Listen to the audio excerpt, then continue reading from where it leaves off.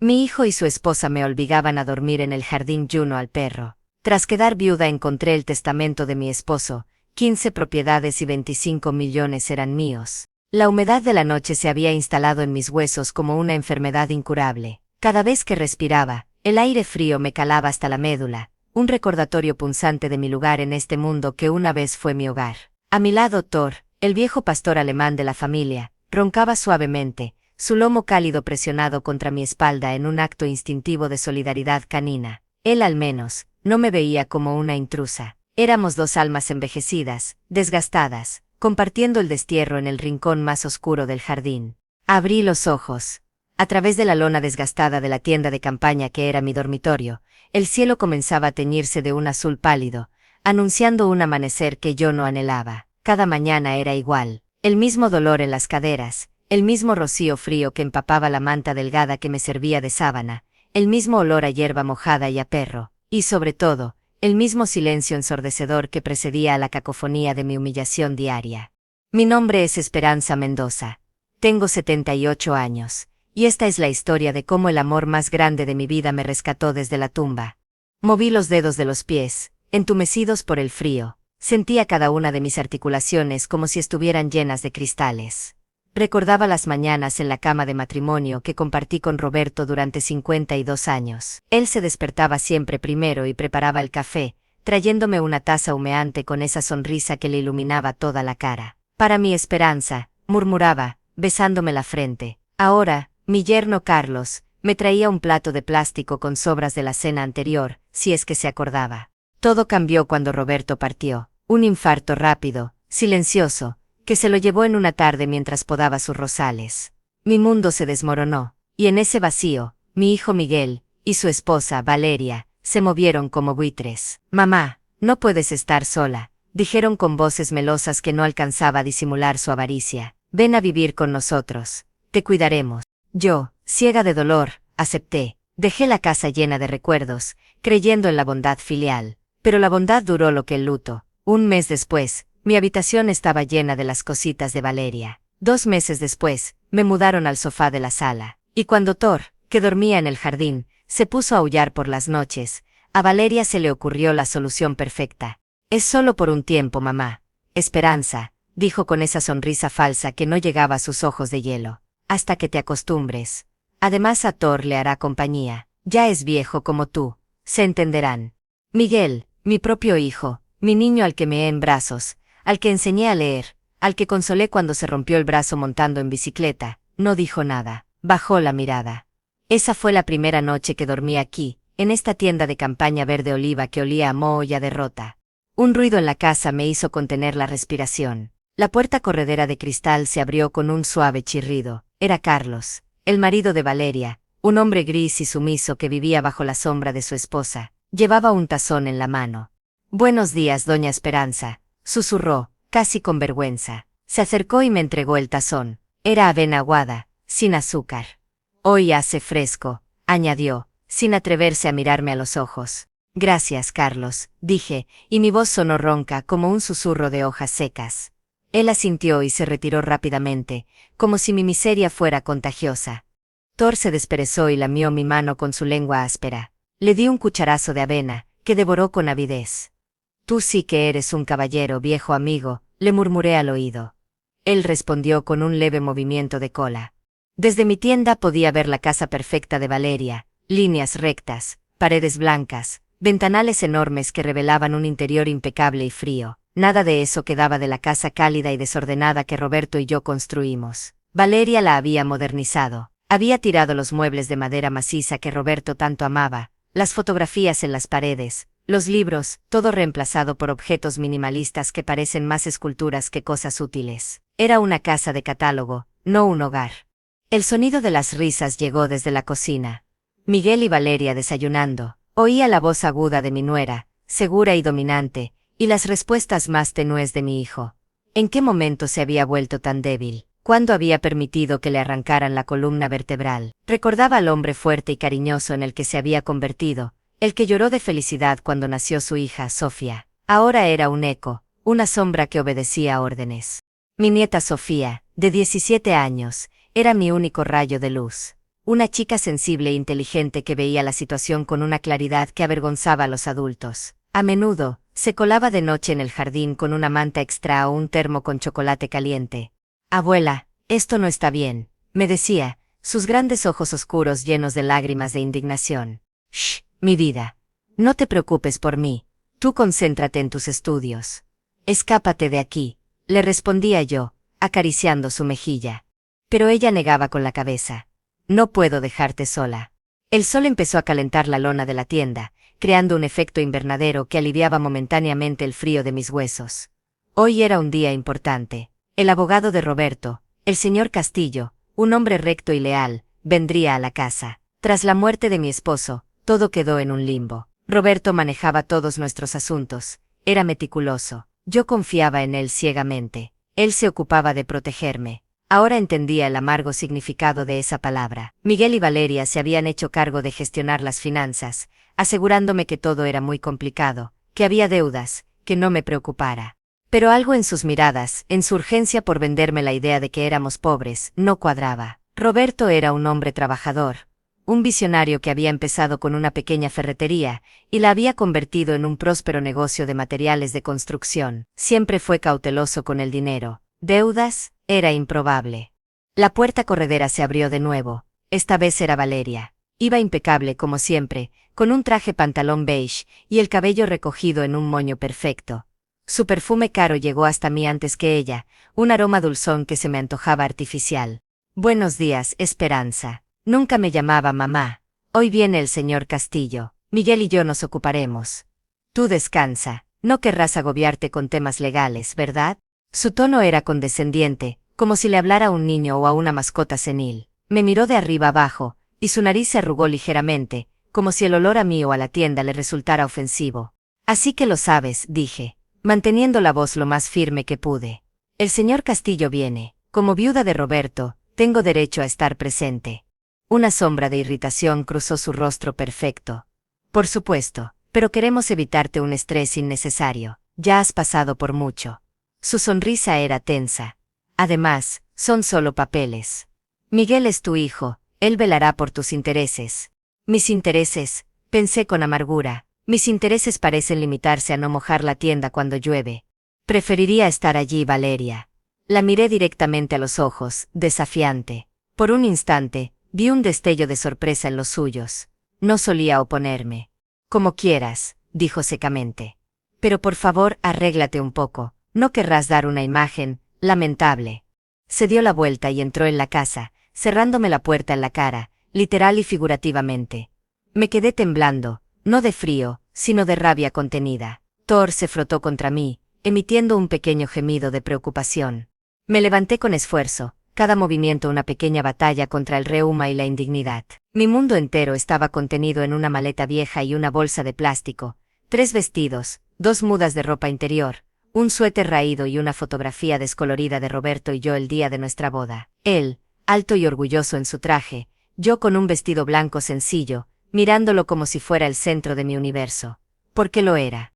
Agarrando mi vieja bolsa, me dirigí cojeando hacia el cuarto de baño de invitados, el único al que se me permitía el acceso. Era pequeño, y estaba impecablemente limpio, como si nadie lo usara nunca. Me miré en el espejo, una anciana de rostro surcado de arrugas, con ojos cansados y el cabello blanco y despeinado me devolvió la mirada. ¿Quién era esta mujer? ¿Dónde estaba la esperanza que reía, que amaba, que vivía? Me lavé la cara con agua fría, intentando refrescar mis ideas. Me peiné lo mejor que pude y me puse el vestido menos gastado, uno azul marino que a Roberto le gustaba. Necesitaba enfrentar este día con un resto de dignidad. Cuando salí del baño, Sofía estaba esperando en el pasillo. Su rostro se iluminó al verme. Abuela, estás muy guapa, dijo, abrazándome con fuerza. Gracias, cariño. Su abrazo fue un bálsamo. ¿Vas a quedarte a escuchar? Así es, bajó la voz. No confío en ellos. Papá no es el mismo. Antes de que pudiera responder, oímos el timbre de la puerta principal. Un escalofrío me recorrió la espalda. El señor Castillo había llegado.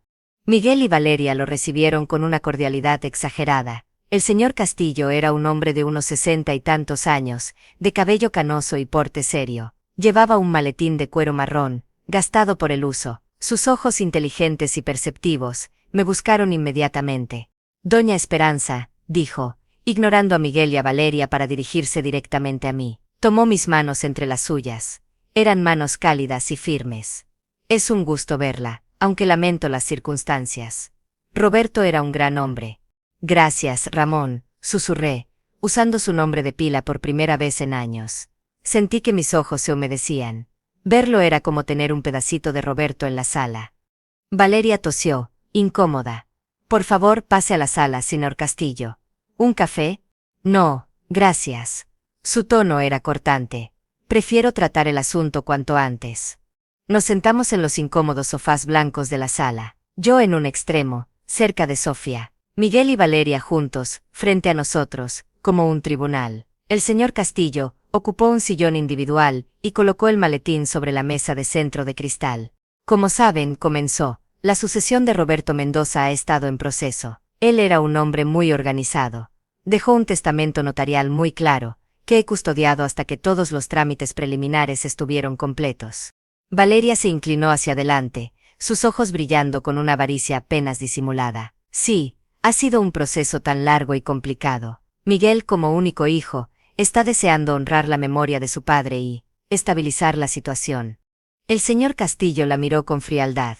El testamento no se refiere solo a Miguel. Abrió el maletín y sacó un sobre marrón, grueso y oficial. Lo sostuvo en sus manos. Roberto fue explícito. Este documento debe ser leído en presencia de su esposa, Esperanza Mendoza. Ella es la principal heredera y albacea. El silencio en la sala fue absoluto. Podía oír el tic-tac del reloj de la pared y la respiración entrecortada de Valeria. ¿Albacea?, preguntó Miguel, confundido. Pero, mamá no entiende de estas cosas. Yo puedo. Miguel, lo interrumpió el señor Castillo, con una voz que no admitía réplica. Tu padre confiaba en la sabiduría de tu madre por encima de todo. Eso queda claro aquí. Rompió el sello del sobre y extrajo varias páginas de papel pergamino. Respiró hondo. Leo el último testamento y voluntad de Roberto Alfonso Mendoza, fechado hace 5 años. Cada palabra del señor Castillo caía en la sala como una losa. Roberto empezaba dejando claro su amor por mí, su querida Esperanza, la luz de sus ojos y el amor de su vida. Lloré en silencio, limpiándome las lágrimas con el dorso de la mano temblorosa. Sofía me apretó la mano. Luego vino la parte sustancial, y el mundo se detuvo. Y por la presente, legó y dejó a mi amada esposa, Esperanza García de Mendoza, la totalidad de mis bienes, propiedades y activos financieros, para que sean de su exclusiva propiedad y disponga de ellos como mejor considere. Valeria contuvo la respiración. Entre estos bienes, continuó el abogado, ajustándose las gafas, se incluyen 15 propiedades, la casa familiar en la Avenida de los Olivos, 2 apartamentos en el centro, el local comercial de la calle principal, y 12 parcelas de terreno en el desarrollo Las Colinas. Miguel palideció. 15 propiedades. Pero, ¿y la ferretería? La empresa Materiales Mendoza fue vendida en una operación privada hace 3 años, dijo el señor Castillo con calma. Roberto invirtió el capital. El saldo líquido actual, en diversas cuentas e inversiones, asciende a la cantidad de $25 millones. El número flotó en la habitación, pesado, irreal. 25 millones. No era una herencia, era una fortuna que yo, la mujer que dormía en el jardín, poseía. Valeria se puso de pie de un salto. Eso es imposible, gritó, su voz estridente rompiendo el hechizo. Él no tenía tanto. Nosotros hemos estado manteniendo esta casa. Hemos tenido que hacer malabares. El señor Castillo la miró con desprecio. Señora, las cuentas están claras. Roberto era un inversor muy astuto, y repito, todo es de doña Esperanza. El testamento es específico. Miguel se volvió hacia mi hijo, cuyo rostro era una máscara de incredulidad y confusión. Tu padre te deja una suma de $100,000 como gesto de su cariño. A tu hija Sofía le deja un fondo universitario que cubrirá sus estudios y una suma adicional para cuando cumpla 25 años. ¿100,000? Miguel murmuró, como si no comprendiera las palabras. ¿Y a mi madre, todo? Así es. El abogado recogió los documentos. Doña Esperanza tiene el control total. Ella decide qué hacer con su herencia. Si desea donarla, gastarla o, por supuesto, si desea ayudar a su familia, será su decisión. Valeria empezó a pasearse de un lado a otro, como una leona enjaulada. Esto es una estafa. Esa mujer no está en sus cabales. No puede administrar eso. Se lo gastará todo o la estafarán. Miguel, di algo. Pero Miguel no podía hablar. Me miró y por primera vez en años, vi algo más que indiferencia o fastidio en sus ojos. Vi miedo, un miedo profundo y genuino. Mamá, logró decir, con la voz quebrada. Tú no querrás esa responsabilidad, ¿verdad? Déjanos ayudarte. Podemos gestionarlo nosotros. Por tu bien. Su súplica era patética. Después de todo lo que habían hecho, después de haberme relegado al jardín, ahora me pedían que les diera el control de una fortuna. La ironía era tan amarga que casi me hizo reír. Me levanté, mis piernas temblaban, pero no de debilidad, sino de una emoción nueva, abrumadora. El poder, la vindicación. Miré a mi hijo, a su esposa histérica, y luego al señor Castillo, cuya mirada era de apoyo silencioso. No, dije. Mi voz era un susurro, pero resonó en la sala silenciosa. No necesito tu ayuda, Miguel. Valeria se abalanzó sobre mí. Eres una vieja ingrata, te hemos dado techo y comida. Y esto es como nos pagas. ¿Techo? Pregunté, y esta vez mi voz fue más fuerte. Señalé hacia el jardín, hacia la tienda de campaña visible a través del cristal. A eso le llamas techo, Valeria. A las obras de comida le llamas sustento. Roberto no me ha dado una herencia, me ha dado la llave de mi libertad.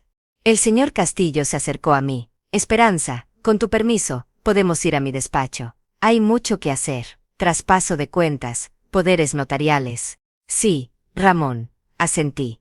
Vámonos de aquí. Ahora. No, gritó Valeria, bloqueando el camino. Esto no se acaba así. Lucharemos contra el testamento. Diremos que no estabas en tu sano juicio cuando lo firmaste. El abogado esbozó una sonrisa fría. Señora, el testamento es irrevocable, y fue redactado cuando Roberto estaba en plenas facultades. Cualquier desafío será costoso y, les aseguro, perderán. Bajó la voz, y su tono se volvió peligroso. Y si insinúan algo sobre la capacidad mental de doña Esperanza, no duden que presentaré cargos por abuso de ancianos y negligencia. Tengo testigos. Tengo fotos. Miró deliberadamente hacia el jardín. Eso la silenció. Se quedó paralizada, con la boca abierta. Miguel se hundió en el sofá, cubriéndose la cara con las manos. Sofía se levantó y se puso a mi lado. Yo voy con mi abuela. Asentí, orgullosa. Tomé mi bolsa de plástico, la que contenía toda mi vida reducida. No necesitaba nada más. Todo lo que importaba estaba en esas páginas que el señor Castillo guardaba ahora en su maletín. Caminamos hacia la puerta. Me detuve en el umbral y me volví por última vez. Miré a mi hijo, derrotado en el sofá blanco de su prisión elegida. Ya no sentía rabia, solo una profunda y desgarradora pena. Miguel, dije. Él alzó la vista, sus ojos rojos. Tu padre te amaba. Pero me amaba a mí más, y sabía, Dios sabrá cómo, que esto sería necesario, que necesitaría protegerme de ti. Salí de esa casa sin mirar atrás. El aire exterior nunca había olido tan dulce. Thor, que había estado esperando junto a la puerta, se me acercó y restregó su cabeza contra mi pierna. Vamos, voy, murmuré rascándole detrás de las orejas. Nos vamos a casa. El señor Castillo me abrió la puerta de su coche. Me acomodé en el asiento de cuero, suave y cálido. Mientras nos alejábamos, vi la figura de mi hijo tras el ventanal, observándonos partir. Era una imagen triste, el final de algo. Pero para mí, era un comienzo. El despacho del señor Castillo era todo lo contrario a la casa de Valeria, acogedor, con estanterías de madera llenas de libros, fotografías familiares y un olor a café de verdad y papel antiguo. Me ofreció un sillón cómodo y una manta para las piernas, gestos pequeños que me devolvían la humanidad. Durante las siguientes horas, firmé documentos, escuché explicaciones y comencé a comprender la magnitud de lo que Roberto me había dejado. No era solo dinero, era seguridad, independencia, poder. Era su manera de decirme, desde el más allá, que siempre me había amado y que nunca me abandonaría. ¿Qué quiere hacer, Esperanza?, me preguntó el señor Castillo, sirviéndome una taza de té. Puede comprarse una casa, viajar, lo que desee. Miré por la ventana, a la ciudad que había sido mi hogar durante 60 años. Primero necesito un lugar donde vivir. Un lugar mío, y quiero ver a mi nieta. Quiero que Sofía sepa que siempre tendrá un hogar conmigo. Eso se puede arreglar fácilmente. Asintió. ¿Y Miguel? Una punzada de dolor me atravesó el pecho. No lo sé, Ramón. Él tomó sus decisiones. Ahora yo debo tomar las mías. Me consiguió una suite en un hotel discreto pero elegante. Era la primera vez en años que dormía en una cama grande, con sábanas limpias y un techo sólido sobre mi cabeza. Esa noche, me acosté y lloré. Lloré por Roberto, por el amor que nos tuvimos. Lloré por el hijo que había perdido mucho antes de hoy. Y lloré de alivio, de una gratitud abrumadora hacia el hombre que incluso en la muerte, había sido mi salvador. A la mañana siguiente, sonó el teléfono de la habitación. Era Sofía. Abuela, ¿estás bien? Sí, mi vida. Estoy bien, muy bien. ¿Abuela? Papá está destrozado. Anoche él y Valeria tuvieron una pelea terrible. Ella se fue de la casa. Creo que se va a separar. La noticia me sorprendió, pero no me alegró. Lo siento por él, Sofía. Abuela, él quiere verte. Está fuera del hotel. Dice que necesita hablar contigo. Me levanté y me acerqué a la ventana. Abajo, en la acera estaba la figura solitaria de mi hijo. Parecía haber envejecido 10 años en una noche. Llevaba la misma ropa del día anterior. Estaba despeinado y se mecía ligeramente, como si luchara por mantenerse en pie. ¿Debo dejarlo pasar?, preguntó Sofía, con voz temblorosa. Mi corazón se debatía entre la cautela y un destello de esperanza maternal. ¿Era esto un ardid más? ¿O había una posibilidad, por remota que fuera, de redención? Dile que suba, dije finalmente. Pero quédate cerca. Minutos después, llamaron suavemente a la puerta. Al abrirla, me encontré con Miguel. Sus ojos estaban hinchados y enrojecidos, y olía a sudor y desvelo. Mamá, susurró, y su voz era la de un niño asustado. Mamá, lo siento mucho. Se derrumbó de rodillas en el umbral, enterró su rostro en mi vestido y empezó a sollozar con un desconsuelo que me estremeció hasta el alma. Era el llanto de un hombre que había tocado fondo, que veía con una claridad brutal la fealdad de sus actos. Yo me quedé quieta, con la mano suspendida en el aire, indecisa. ¿Era este el verdadero arrepentimiento, o solo el miedo a perder la fortuna? Podía perdonar lo imperdonable. Sus sollozos eran lo único que se oía en la habitación, y en medio de ese dolor, miro hacia la mesita de noche, donde había dejado por primera vez desde que lo recibí, el maletín de cuero que el señor Castillo me había dado con las copias de todo. Y entonces mis ojos, nublados por las lágrimas, se fijan en un detalle que no había notado antes. En el forro interior del maletín, desgastado por el tiempo, hay una solapa casi imperceptible. Algo brilla débilmente en su interior, como el borde de una fotografía o de un papel doblado. No es parte de los documentos oficiales. Es algo escondido, colocado allí con una intención secreta. Miguel sigue abrazado a mis piernas, suplicando perdón, pero yo ya no lo oigo. Todo mi ser, cada fibra de mi atención, está concentrada en ese pequeño brillo plateado, en ese secreto que Roberto, mi astuto y previsor Roberto, dejó para que solo yo lo encontrara, en el momento justo en que mi mundo volvía a cambiar para siempre. Extiendo la mano lentamente, con el corazón latiendo con fuerza en mi pecho. El ruido de la sangre bombeando en mis oídos ahoga los sollozos de mi hijo. Mis dedos, temblorosos, se cierran alrededor del borde de papel que asoma de la solapa oculta. Lo saco con cuidado. No es una foto. Es un sobre más pequeño, de color crema, dirigido a mí en la handwriting inconfundible de Roberto. La tinta está un poco desvaída. Y escrito debajo de mi nombre, con letras mayúsculas que hacen que mi aliento se corte, una sola y aterradora palabra. Advertencia. El mundo se redujo a ese pequeño sobrecolor crema en mis manos. Los sollozos desgarradores de Miguel, que se arrodillaba a mis pies, se convirtieron en un ruido de fondo lejano, un eco en una cámara de vacío. Todo lo que existía era el peso del papel, la elegancia familiar de la caligrafía de Roberto, y esa palabra, escrita con una urgencia que traspasaba la página. Advertencia. Mi corazón, que un momento antes se había estremecido de lástima por mi hijo, se convirtió en un puño de hielo que latía con violencia contra mis costillas. Advertencia. ¿Contra qué? ¿Contra quién? Roberto había previsto todo, hasta el último detalle de esta escena. Había sabido que llegaría este día, que yo encontraría este mensaje justo cuando el hijo que criamos juntos se quebraría a mis pies. Mamá, por favor. Gemía Miguel, su rostro bañado en lágrimas y mocos, apretando el tejido de mi vestido como si fuera un salvavidas. No sé qué me pasó. Fue Valeria. Fue el miedo. Te juro que no quería lastimarte. Sus palabras chocaban contra mí sin penetrar. Mis ojos estaban fijos en el sobre. Sofía, pálida y con los ojos como platos, miraba la escena desde la puerta, paralizada entre la compasión por su padre y la preocupación por mí. Miguel, logré articular, y mi voz sonó extraña, ronca, como si no me perteneciera. Levántate. Él negó con la cabeza, hundiéndose más. No puedo, no merezco, dime que me perdonas. Levántate, repetí, con una firmeza que me sorprendió a mí misma. No era un grito, sino una orden cargada de una autoridad que no había ejercido en años. El tono surtió efecto. Miguel se irguió lentamente, tambaleándose. Sus hombros estaban encorvados, su cuerpo era un monumento a la derrota. Me miró, buscando en mis ojos un atisbo de clemencia, pero los míos debían estar velados por un terror que no podía disimular. Sofía, dije, sin apartar la vista del sobre, llévate a tu padre al baño, que se lave la cara, tráele un vaso de agua. Sofía sintió, comprensiva, y tomó a Miguel del brazo con una ternura que me partió el alma. Vamos, papá. Cuando salieron de la habitación, cerré la puerta con un clic suave y me apoyé en ella, sintiendo la madera sólida contra mi espalda. La suite era lujosa, silenciosa, demasiado silenciosa. El contraste con el caos emocional que hervía dentro de mí era aterrador. Con dedos que apenas obedecían, deslicé la uña bajo la solapa del sobre.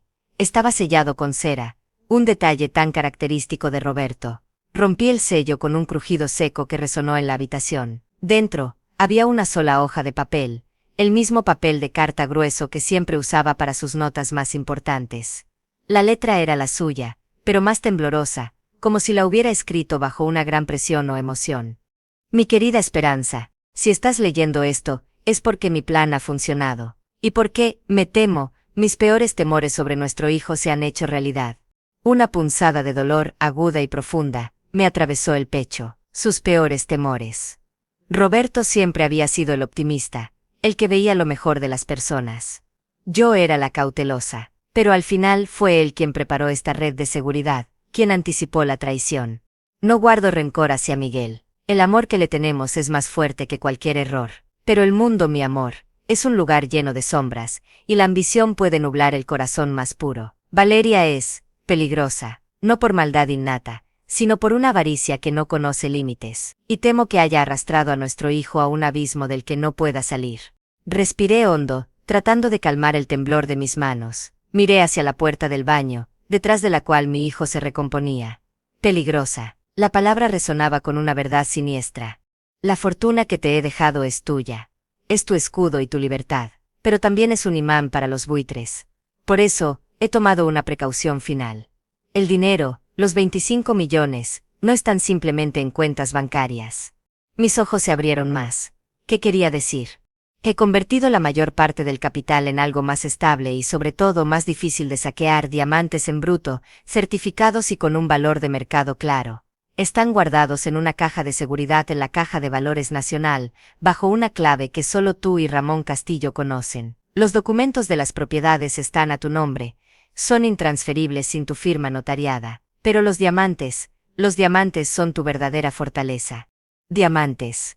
Roberto, que siempre desconfió de la ostentación, había convertido nuestra fortuna en piedras preciosas. Era brillante, era imposible de rastrear para alguien como Valeria, imposible de transferir sin mi consentimiento explícito. Ahora viene la verdadera advertencia, mi amor, y por esto te pido que seas fuerte, como siempre lo has sido. Sentí un frío glacial recorrer mi columna. Apreté el papel con más fuerza. Hace 2 años, comencé a sentirme mal, muy mal. Los médicos dijeron que era el corazón, el estrés. Pero yo no estaba tan seguro. Los síntomas eran extraños. Mareos, debilidad, confusión momentánea. Coincidían siempre con las visitas de Valeria, que se mostraba especialmente solícita, trayéndome tés y suplementos vitamínicos que decía, me ayudarían. El aire se me escapó de los pulmones. Una horrible sospecha comenzó a germinar en mi mente, tan monstruosa que intenté rechazarla de inmediato. No tengo pruebas, Esperanza, solo presentimientos de un hombre viejo que conoce la naturaleza humana. Por eso antes de morir cambié mi dieta radicalmente. Me deshice de todos esos regalos, y en secreto le pedí a Ramón que si mi muerte era repentina o sospechosa, guardara este sobre para ti, para que lo encontraras cuando estuvieras a salvo. Las lágrimas nublaron mi vista. Estaba diciendo lo que yo creía, que Roberto sospechaba que habían intentado envenenarlo, que Valeria podría haber. No podía terminar el pensamiento, era demasiado horrible. De nuevo, no tengo pruebas. Solo el instinto de un marido que quiere proteger a su mujer hasta el último aliento. Cuídate de ella, Esperanza, y cuida de Miguel. Él es víctima de su propia debilidad. Pero sobre todo, cuídate a ti misma. Eres el legado más valioso de mi vida. El dinero, las propiedades. Todo eso es papel. Tú eres mi tesoro. La carta terminaba con su firma habitual, grande y segura, con todo mi amor por siempre, Roberto. El papel cayó de mis manos temblorosas y flotó hasta el suelo alfombrado. Me llevé las manos a la boca para ahogar un grito, un sollozo, algo, pero solo salió un jadeo seco, un sonido de puro terror. No era solo la herencia, era su vida. Roberto podría haber sido asesinado, y la principal sospechosa era la mujer que ahora mismo estaba afuera, probablemente tramando su siguiente movimiento. Un golpe suave en la puerta me hizo saltar. ¿Abuela? Era la voz de Sofía, suave y preocupada. ¿Estás bien? Papá está un poco mejor.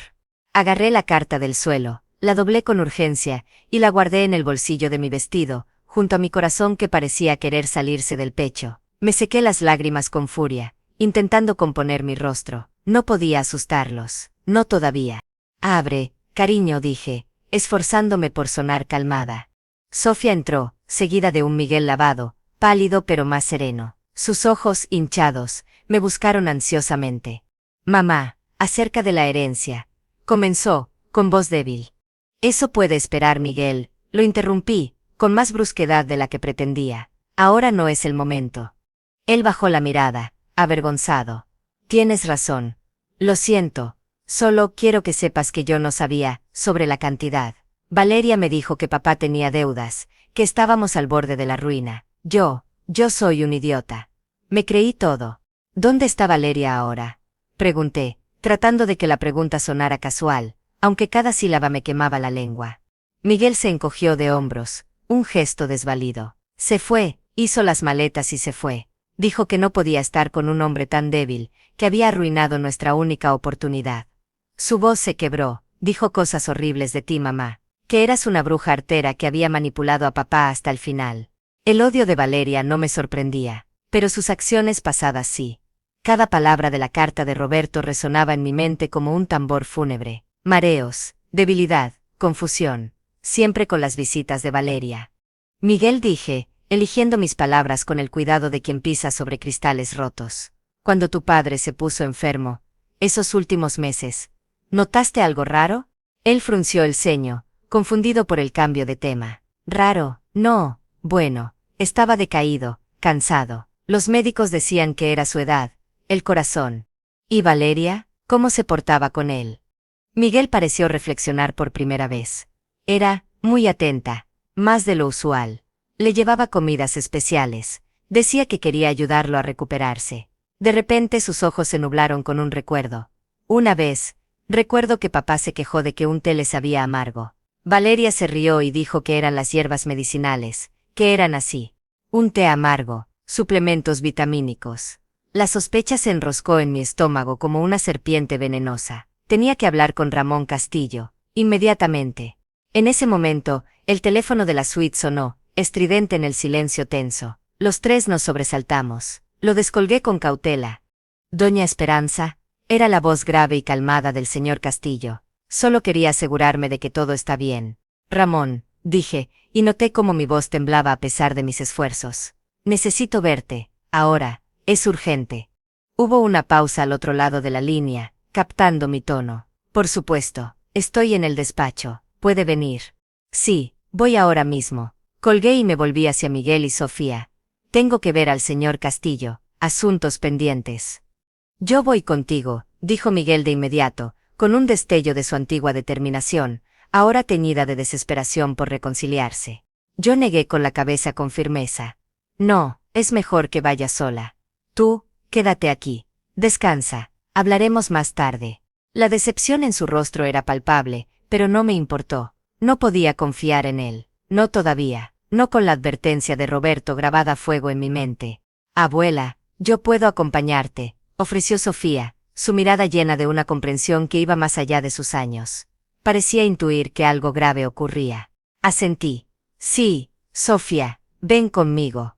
Bajamos en el ascensor en silencio. Yo agarraba el bolso con fuerza, sintiendo el borde del sobre de Roberto a través de la tela de mi vestido. Cada vez que cerraba los ojos, veía su letra temblorosa, la palabra advertencia.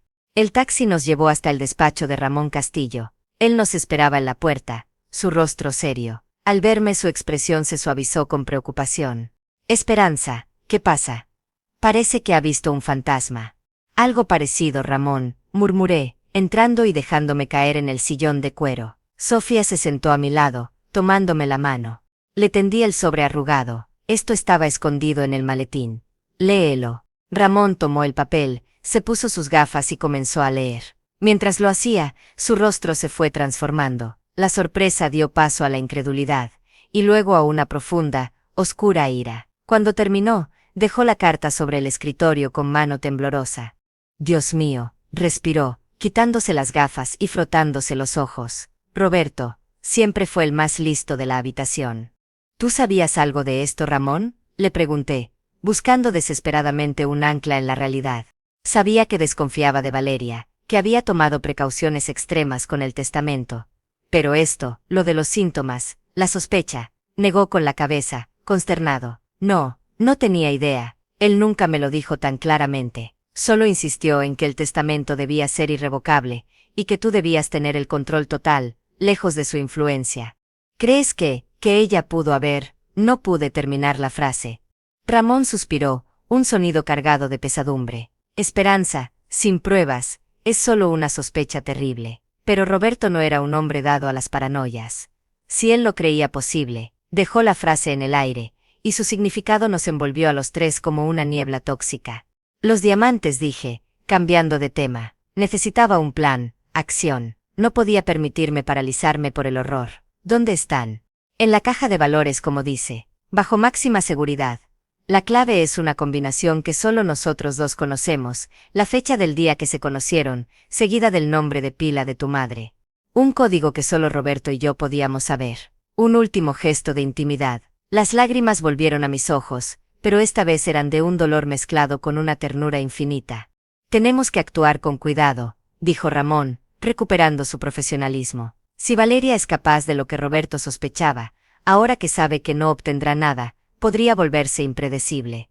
¿Crees que yo estoy en peligro?, pregunté, y mi voz sonó pequeña y frágil, como la de una niña. Ramón me miró directamente a los ojos. Después de leer esto, Esperanza, creo que sería una negligencia no tomar precauciones. En ese momento el teléfono móvil de Sofía vibró. Ella lo sacó y miró la pantalla, su rostro se descompuso. Es Valeria, susurró, mostrándonos el teléfono. ¿Qué quiere?, pregunté, conteniendo la respiración. Mandó un mensaje de texto. Sofía lo leyó en voz alta, su voz temblando. Sofía, cariño, sé que estás con tu abuela. Dile que necesito hablar con ella. Es urgente. Es sobre Miguel. Ha pasado algo terrible. Responde, por favor. El mensaje era una manipulación clara, un gancho para atraerme. Pero la mención de Miguel, de que había pasado algo terrible, hizo que mi corazón diera un vuelco. A pesar de todo, era mi hijo. No le respondas, dijo Ramón con firmeza. Es una trampa. Quiere acceder a ti. ¿Pero y si es verdad?, pregunté, la voz quebrada por la angustia. ¿Y si Miguel ha hecho alguna tontería? Miguel está en el hotel. Esperanza, llamemos a la habitación para asegurarnos. Ramón marcó el número del hotel y pidió que lo comunicaran con nuestra suite. Esperamos unos segundos eternos. Nadie contestó. El silencio en la habitación se volvió opresivo. La ansiedad se apoderó de mí. ¿Y si Valeria no estaba mintiendo? ¿Y si Miguel, en su estado de shock y desesperación, había hecho algo irreversible? Tenemos que volver, dije, poniéndome de pie. El mundo giraba a mi alrededor. La advertencia de Roberto, la desaparición de Miguel, el mensaje de Valeria, todo se mezclaba en una tormenta perfecta de miedo. Esperanza es lo que ella quiere, insistió Ramón, pero yo ya no podía pensar con claridad. Es mi hijo, Ramón, grité, y el grito surgió de un lugar profundo y primal dentro de mí. No puedo abandonarlo aunque me haya fallado. No después de lo que acabo de leer. Sofía se puso a mi lado. Abuela tiene razón. No podemos dejarlo solo. Ramón miró nuestras caras decididas y suspiró, resignado. Está bien, pero no van solas. Voy con ustedes. Y llamaremos a la policía de camino por si acaso. El taxi de regreso al hotel fue el viaje más largo de mi vida. Cada semáforo en rojo era una tortura. Miraba por la ventana, viendo a la gente pasar con sus vidas normales, ajenas al infierno que se desarrollaba en la mía. Cuando llegamos nos apresuramos a entrar en el hotel. Al acercarnos a la suite, noté que la puerta estaba entreabierta. Mi corazón se detuvo. «Miguel», llamé, empujando la puerta con cuidado. La habitación estaba vacía, la cama estaba deshecha, y en la mesita de noche había un vaso de agua volcado. No había señal de lucha, pero tampoco de Miguel. «¿Miguel?», llamé de nuevo, más fuerte, mi voz temblando de pánico. Entonces, desde el baño, llegó un sonido. Un gemido bajo, dolorido. Corrimos hacia allí. La puerta del baño también estaba abierta. Y allí, desplomado en el suelo, junto al inodoro, estaba Miguel. Estaba pálido, sudoroso, y se agarraba el estómago con fuerza. Al lado de él, en el suelo, había un pequeño frasco de vidrio vacío, con una etiqueta escrita a mano que no pude leer. «Miguel», grité cayendo de rodillas a su lado. Le tosé la frente. Estaba fría y húmeda. Él abrió los ojos, vidriosos, y me miró. Sus labios se movieron, formando palabras que apenas podía oír. «Mamá, lo siento». Ella dijo que me ayudaría a dormir. «Sofía», detrás de mí gritó. Ramón sacó su teléfono y marcó el número de emergencia con dedos trémulos. Yo agarraba la cara de mi hijo, mirando sus pupilas dilatadas. El frasco en el suelo, la etiqueta, Valeria. Ella había estado aquí. Le había dado algo, el mismo suplemento que le daba a Roberto. «Aguanta, Miguel. Aguanta», le supliqué, las lágrimas cayendo sobre su rostro. «La ayuda está en camino». Él intentó sonreír, una mueca torcida y patética. «¿Me perdonas, mamá?» «Cállate, no hables. Conserva tus fuerzas», ordené, pero era inútil. El daño estaba hecho. Mientras esperábamos la ambulancia, acunando la cabeza de mi hijo en mi regazo, miré a Ramón. Sus ojos reflejaban la misma horrorizada comprensión que yo sentía. La advertencia de Roberto ya no era una sospecha, era una pesadilla hecha realidad. Valeria no se había conformado con el dinero, había vuelto, y había intentado acabar con mi hijo, quizá para castigarme, quizá para silenciarlo, quizá en un acto de pura maldad. Las sirenas se clavaron como agujas en el cerebro, cada vez más cerca, hasta que el sonido ensordecedor llenó el estacionamiento del hotel. La puerta de la suite se abrió de par en par, y un tropel de paramédicos de chaquetas naranjas invadió el espacio, transformando el drama íntimo en una escena de caos público. «Despejen el área. Necesitamos espacio», gritó uno de ellos arrodillándose junto a Miguel, que yacía en mis brazos, cada vez más pálido, más lejano. Sus manos expertas y firmes me apartaron con suavidad pero sin lugar a dudas. «Señora, tenemos que atenderlo». Me levanté tambaleante, apoyándome en Sofía, que lloraba en silencio, aferrada a mi brazo. Vi cómo le ponían un collar cervical, cómo le insertaban una vía intravenosa en el brazo, cómo le colocaban una mascarilla de oxígeno. Su pecho se elevaba con dificultad. El frasco vacío había sido recogido con pinzas y depositado en una bolsa de plástico, por uno de los paramédicos, cuyo rostro era una máscara de profesionalismo impasible. «¿Qué le dio?», me preguntó el que parecía ser el jefe del equipo, sin dejar de trabajar en Miguel. «No lo sé», balbuceé, sintiéndome inútil. «Un frasco, su esposa. Ella estuvo aquí». El hombre asintió, anotando algo en una tablilla. «Probablemente una sobredosis de algún sedante o ansiolítico. Los síntomas coinciden. La esposa está presente». «No», intervino Ramón Castillo, con voz autoritaria. «Se fue. Creemos que fue ella quien le administró la sustancia». Los ojos del paramédico se encontraron con los de Ramón, y un entendimiento tácito pasó entre ellos. «La policía deberá ocuparse de eso. Por ahora lo trasladamos al Hospital General. Es el más cercano con toxicología». Subieron a Miguel, ya inconsciente, a una camilla. Las ruedas chirriaron sobre el piso de baldosas mientras lo sacaban de la suite. Lo seguimos como sonámbulos, un trío de almas destrozadas en el corredor alfombrado, bajando en el ascensor que olía a desinfectante y miedo. La carrera en ambulancia fue un borrón de luces rojas que se reflejaban en los rostros sombríos de los paramédicos. Yo iba sentada al fondo, agarrando la mano fría de Miguel, rezando en silencio a un Dios al que no había invocado en años. Sofía y Ramón nos seguían en taxi. Cada bache en la carretera me hacía saltar el corazón. Cada pitido del monitor que registraba sus signos vitales era un latigazo de ansiedad. En la sala de urgencias, el tiempo perdió todo significado. Nos dejaron en una sala de espera fría, con sillas de plástico azul y paredes color crema desgastadas. El olor a cloro y desesperanza era omnipresente. Sofía se acurrucó a mi lado, tiritando a pesar de la temperatura templada. Ramón iba y venía, hablando por teléfono en voz baja, su rostro una máscara de preocupación. La policía está en camino, nos informó en un momento dado. Han localizado el coche de Valeria abandonado cerca del aeropuerto, parece que ha huido. La noticia no me sorprendió, pero sí me aterró. Estaba suelta, y si era capaz de envenenar a su propio marido, ¿de qué no sería capaz? Después de una eternidad, una doctora joven, con el pelo recogido en una coleta y unas profundas ojeras, se acercó a nosotros. Familia de Miguel Mendoza. Nos pusimos de pie de un salto. Sí, soy su madre. ¿Cómo está? Estable, dijo la doctora, y un suspiro colectivo de alivio escapó de nuestros labios. Ha tenido mucha suerte. Ingirió una dosis muy alta de benzodiazepinas, un potente sedante. Si no lo hubieran encontrado a tiempo, bueno, no fue así. Le hemos practicado un lavado gástrico y le hemos administrado un antagonista. Está dormido, pero fuera de peligro. ¿Podemos verlo?, pregunté, con la voz quebrada por la emoción. Un momento. Solo uno de ustedes. Está en la UCI para observación. Miré a Sofía y a Ramón. Iré yo. La doctora me guió por un laberinto de pasillos brillantes y luminosos, hasta una habitación semiprivada donde Miguel yacía en una cama metálica, conectado a una maraña de cables y tubos. Parecía pequeño y vulnerable, como el niño que una vez fue. Su respiración era regular pero artificial. Le acaricié la mano, notando la frialdad de su piel. Miguel, susurré, acercándome a su oído. Soy mamá, estás a salvo. Sus párpados se movieron levemente, pero no se abrieron. Sin embargo, sentí un leve apretón en mis dedos. Me estaba escuchando. Estaba allí. Me senté a su lado, vigilando cada movimiento de su pecho, cada línea en el monitor.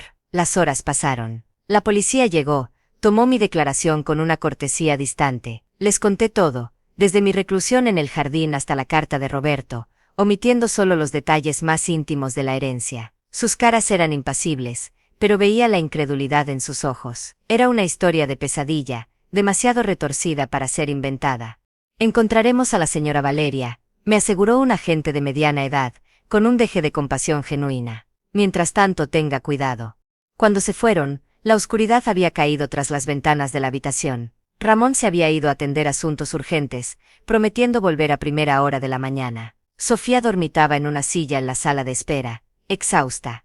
Yo estaba sola con mi hijo, y con mis pensamientos. La carta de Roberto ardía en mi bolsillo. Sus palabras, cuida de Miguel, él es víctima de su propia debilidad, resonaban en la quietud de la habitación. Miré el rostro demacrado de mi hijo, las sombras bajo sus ojos, la boca entreabierta. Ya no sentía rabia. La rabia se había consumido en el fuego del miedo y la preocupación. Lo que quedaba era una pena inmensa, un dolor sordo por el hombre en que se había convertido, y por el niño dulce y cariñoso que había sido.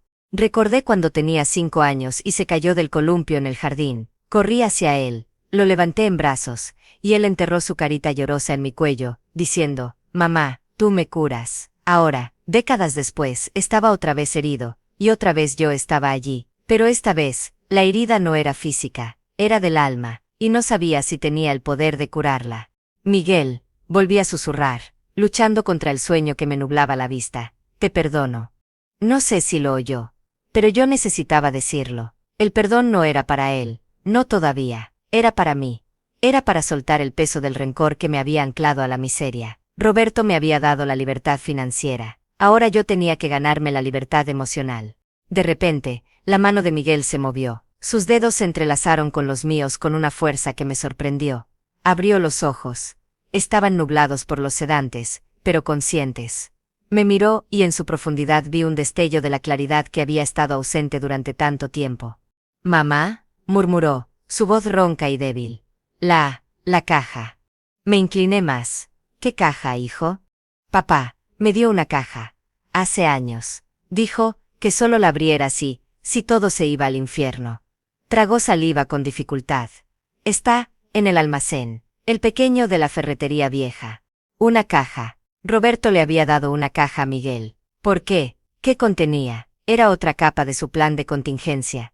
«¿Qué hay dentro, Miguel?», pregunté, suavemente.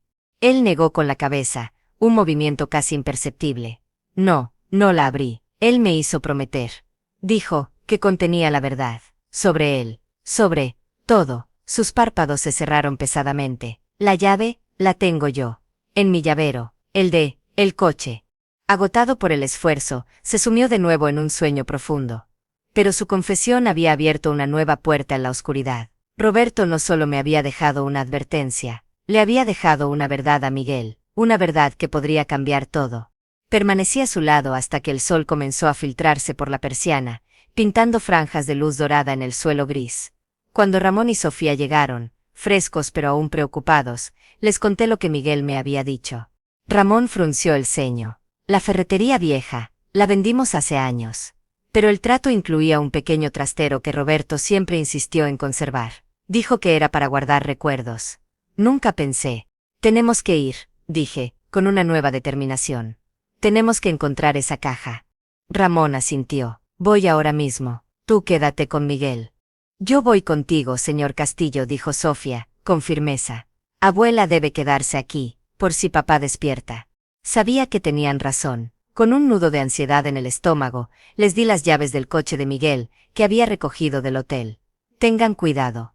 Después de que se marcharon, me sentí más sola que nunca. La habitación de hospital era un mundo aparte, un limbo donde el tiempo se medía en los pitidos de las máquinas y las rondas de las enfermeras. Miguel despertaba de vez en cuando, bebía un poco de agua y volvía a dormirse. Cada vez que abría los ojos, me miraba con una claridad renovada, como si la sobredosis hubiera lavado una capa de niebla de su mente. Al mediodía, mientras le daba de beber con una pajita, me miró fijamente. Lo del jardín, mamá, dijo, su voz un poco más fuerte. Nunca debí permitirlo. Te pido perdón. De verdad. Las lágrimas acudieron a mis ojos, pero esta vez no eran de dolor, sino de un atisbo de esperanza. Ya pasó, Miguel. Lo importante es que estés bien. Valeria. Su voz se quebró al pronunciar su nombre.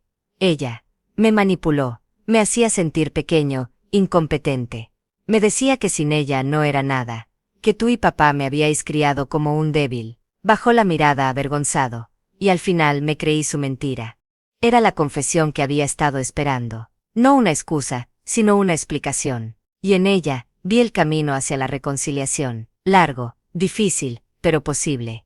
En ese momento, la puerta de la habitación se abrió y apareció Ramón, seguido de Sofía. Traían con ellos una caja pequeña, rectangular, de madera de cedro oscura, con herrajes de latón oxidado. Era sencilla, pero estaba bien construida. La clase de caja que se hace para durar generaciones. La encontramos, anunció Ramón, colocándola con cuidado sobre la mesita rodante junto a la cama. Estaba escondida detrás de unas cajas de herramientas viejas.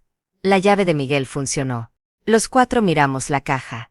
Era un objeto inanimado, pero parecía contener una energía latente, un secreto que había esperado años para ser revelado. Ábrela, mamá, dijo Miguel, con voz débil pero firme.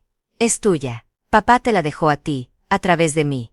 Con manos temblorosas, tomé la llave pequeña y oxidada que Ramón me tendía. La inserté en la cerradura de la caja. Giró con un chasquido suave, satisfactorio. Contuve la respiración y levanté la tapa. Dentro, no había diamantes, ni documentos legales, ni nada de valor material. Solo había un fajo de cartas atadas con una cinta, y encima de ellas, una fotografía.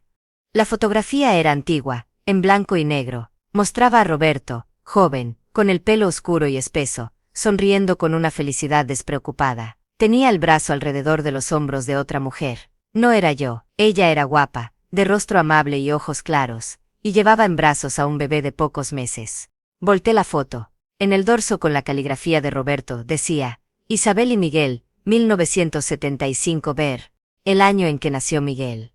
Mi mente, entumecida por el cansancio y la conmoción, luchó por procesar lo que veía. ¿Quién era Isabel? ¿Por qué Roberto estaba con ella y con un bebé que era, sin lugar a dudas, nuestro hijo Miguel? Con un presentimiento horrible, tomé la primera carta del fajo. El papel estaba amarillento y frágil. La letra era femenina, elegante. Querido Roberto, Miguel ha dicho su primera palabra hoy. Fue papá. Sé que duele no estar aquí para oírlo, pero quiero que sepas que le hablo de ti todos los días. Le digo que su padre es un hombre bueno y valiente, que nos quiere mucho pero que tiene otra familia que atender. La carta se me cayó de las manos. El mundo giraba a mi alrededor. No podía respirar. No era posible. Roberto, mi Roberto, el hombre con el que compartí 52 años de mi vida. Tenía otra familia, o al menos, otro hijo. ¿Y ese hijo era Miguel? Agarré otra carta, y otra. Eran todas de Isabel. Cartas llenas de amor, de updates sobre el crecimiento de Miguel, de una resignación triste pero serena. Hablaban de un acuerdo, de un secreto que habían guardado durante años. Roberto les enviaba dinero, los visitaba en secreto. Isabel sabía de mi existencia, y aceptaba su papel de segunda familia. Miguel, desde la cama, vio la palidez de mi rostro. «Mamá, ¿qué pasa? ¿Qué es?» No podía hablar. Miré a mi hijo, al hombre al que había criado como mío desde que nació. ¿Era posible? Recordé el parto, la clínica, a Roberto sosteniendo a Miguel por primera vez. ¿Había sido todo una mentira? ¿Había adoptado al hijo de otra mujer y me lo había hecho pasar como propio? Ramón, que había leído una de las cartas que había dejado caer, tenía el rostro descompuesto en una mueca de horror y lástima. «Esperanza», murmuró, pero no pudo continuar. Sofía, confundida, tomó la fotografía. «Abuela, ¿quién es esta mujer? Se parece a papá». Y era cierto. Ahora que lo miraba, Miguel tenía los ojos claros de la mujer de la foto, Isabel, no mis ojos oscuros. No los de Roberto. Toda mi vida, todo mi amor, toda mi maternidad, se desmoronó en un instante. El gran amor de Roberto había sido una farsa. La familia que construimos había sido erigida sobre los cimientos podridos de una mentira monumental.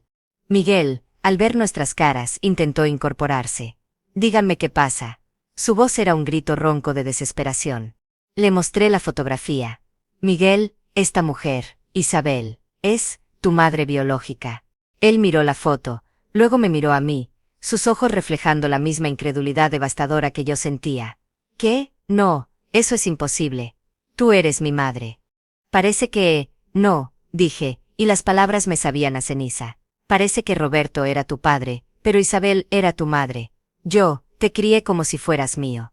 El silencio que siguió fue más elocuente que cualquier grito. Miguel se hundió en las almohadas, su rostro una máscara de confusión y dolor. Sofía lloraba en silencio, abrazándose a sí misma. Y yo, me quedé allí, de pie, con la prueba de la traición más profunda de Roberto en mis manos. No había sido solo Valeria. La mentira y el engaño venían de mucho más atrás. De los mismos cimientos de nuestro matrimonio. La carta de advertencia había sido solo el principio. Esta caja, esta verdad, era el golpe final. Roberto no solo me había protegido con dinero, me había condenado con un secreto que destrozaría para siempre la memoria del amor que creímos compartir. Miré a Miguel, mi hijo no hijo, y en sus ojos vi el mismo abismo que se abría en el mío. Ya no éramos madre e hijo, éramos dos víctimas de la misma mentira, dos náufragos en un mar de traición. El silencio en la habitación de hospital era tan denso que podía sentirse, un peso físico que oprimía el pecho y hacía que cada respiración fuera un esfuerzo. La fotografía de Roberto, Isabel y el bebé Miguel yacía sobre la manta blanca, una mancha de pasado que envenenaba el presente. Las cartas, atadas con su cinta inocente, parecían gritar desde la caja de cedro. Miguel no lloraba, no gritaba, simplemente miraba la foto con una expresión de vacío absoluto, como si alguien hubiera desconectado su alma. Sus ojos, esos ojos claros que ahora entendía que no eran míos, recorrían los rostros de la fotografía una y otra vez, buscando una verdad que su mente se negaba a aceptar. «Es una mentira», murmuró por fin, su voz un hilo de voz roto. «Tiene que serlo». Ramón, pálido y visiblemente afectado, tomó otra carta del fajo. La leyó en silencio, y luego con mano temblorosa, me la alcanzó. «Esperanza, esto lo aclara un poco, o lo complica todo». Era una carta de Roberto, dirigida a Isabel. La fecha era de hace casi 40 años. «Mi querida Isabel, gracias por tu comprensión. Sé que no es fácil. Ver a Miguel crecer a través de tus cartas es a la vez una bendición y una tortura. Esperanza es una madre maravillosa para él, lo quiere con toda su alma. A veces cuando los veo juntos, el remordimiento me consume, pero sé que fue la decisión correcta. Tú no estabas preparada para ser madre, y yo no podía darle mi nombre sin destruir a Esperanza. Esta es la vida que elegimos, la carga que debemos llevar. Cuida de nuestro hijo, y recuerda el secreto muere con nosotros». La carta se me cayó de las manos. No era una historia de amor, era una historia de obligación, de un error, de un hijo nacido de una relación que Roberto había mantenido en secreto. Miguel era su hijo biológico, sí, pero yo no era su madre. Había sido una niñera, la esposa ingenua que crió al hijo de su marido con otra mujer. El dolor era tan agudo, tan visceral, que me doblé por la cintura, agarrando el borde de la cama para no caerme. no era el dolor de la atracción, sino el dolor de la invalidación. 52 años de amor, de cuidados, de noches en vela, de risas y lágrimas. Todo reducido a una farsa. Mi maternidad, el pilar central de mi identidad, era un castillo de naipes construido sobre una mentira. Abuela, Sofía sollozó, abrazándome. Su contacto, tan puro y lleno de un amor que sí era real, me ancló a la realidad. Miguel alzó la vista, me miró, y por primera vez no vi al hombre débil y manipulado, sino a un niño asustado y confundido, igual que yo. ¿Por qué?, preguntó, su voz quebrada. ¿Por qué me mintieron toda mi vida? Por cobardía, Miguel, dijo Ramón, con una amargura profunda en la voz. Roberto fue un hombre grande en muchos aspectos, pero en esto, fue un cobarde. No quiso enfrentar las consecuencias de sus actos. Te dio una vida, una familia, pero te robó tu verdad. ¿Y ella? Miguel señaló la foto de Isabel. ¿Qué pasó con ella? Busqué entre las cartas. Encontré una más reciente, de hace unos 10 años. Era de una abogada, dirigida a Roberto. Estimado señor Mendoza, le informo que nuestra clienta Isabel Martínez falleció en paz el mes pasado tras una breve enfermedad. Según sus deseos, sus cenizas fueron esparcidas en el mar. No dejó herederos directos, salvo el hijo que usted conoce. Le reiteramos su deseo de que el secreto se mantenga, para no alterar su vida. Isabel había muerto, sin reclamar nunca a su hijo, había aceptado su papel en la sombra. ¿Por amor? ¿Por respeto? ¿O por miedo? Nunca lo sabríamos.